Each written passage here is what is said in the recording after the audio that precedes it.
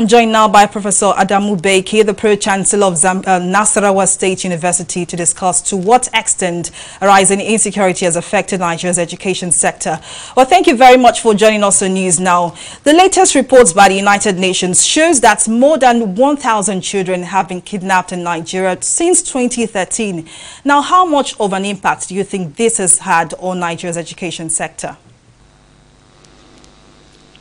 Well, it is obvious that this incident of kidnapping and the COVID-19 are really having an adverse effect on the progress of education in Nigeria, particularly at the secondary level, primary and secondary level.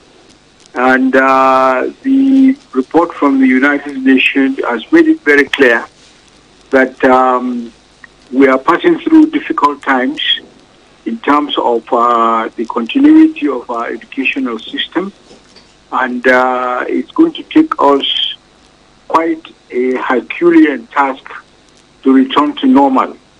And I think from the results, for example, of the JAM results for this year, you can see that we really have slumped backwards, because if we talk about only 86% failures, it means we have only 14% passes.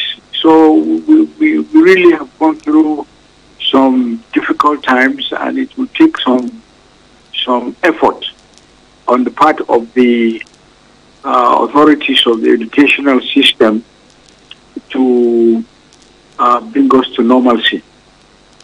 Now, speaking of normalcy, are you seeing this happening anytime soon, especially as we've had repeated cases of banditry, insurgency, especially in the northern part of Nigeria? Well, it all depends on the plans and proposals of the government, either state or federal. Returning to normalcy requires a lot of work to be done. You have to look at the issue of the safety of the children first. So you don't want to start something that will give rise to another uprising from the insurgents. And secondly, there is the problem of the security of teachers also. You have to do that. And this is not attainable within a relatively short time, because you have to look at the circumstances that give rise to all these problems and correct them. And you have to do so on nationwide basis.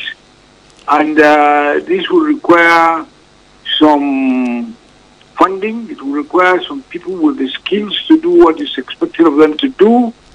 So I don't think it's going to be an issue that will be resolved within a very short time. But as I said earlier on, it all depends on the planning and the execution that may be put in place by either the federal government or state governments.